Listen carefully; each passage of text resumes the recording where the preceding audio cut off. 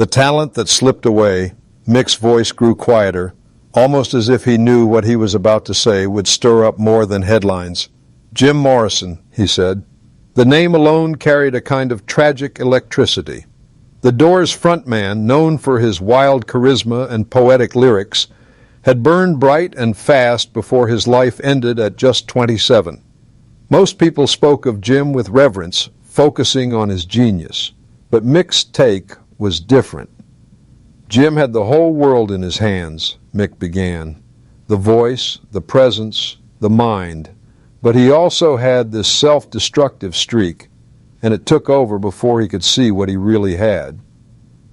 Mick described seeing the Doors live for the first time in the late 60s.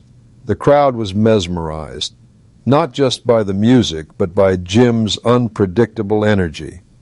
1 minute he was whispering into the mic like he was telling a secret to every person in the room. The next he was shouting like a prophet on fire. It was electric, Mick said, but I could see it in his eyes. He was fighting something, and it wasn't going to end well. They met a few times after shows. Mick remembered one night in Los Angeles when they talked deep into the night about fame, art, and the fear of becoming a product. Jim told him he never wanted to be trapped by expectations, but he was already slipping into the very thing he feared, numbing himself with alcohol and chaos.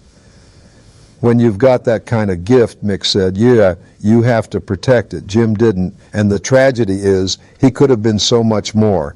He could have gone further than all of us. The journalist asked if Mick felt anger about it.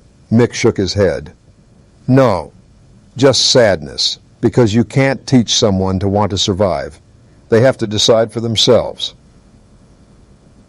His words carried a weight that felt personal, as if he wasn't just talking about Jim, but about others he had seen go down the same road. He'd lost Greens to excess. Brian Jones, the Rolling Stones' own founding member, among them. He knew what it was like to watch someone you care about throw away their future. And perhaps that was the real point of Mick's so-called criticisms. They weren't just digs at fellow legends or warnings to younger artists. They were reminders that fame can be a poison as much as it is a blessing. But the interview wasn't over yet. The journalist had one final question, one that would make Mick reveal something even more personal. It wasn't about Bowie, McCartney, or Morrison. It was about Mick himself, and the one mistake he still regrets to this day,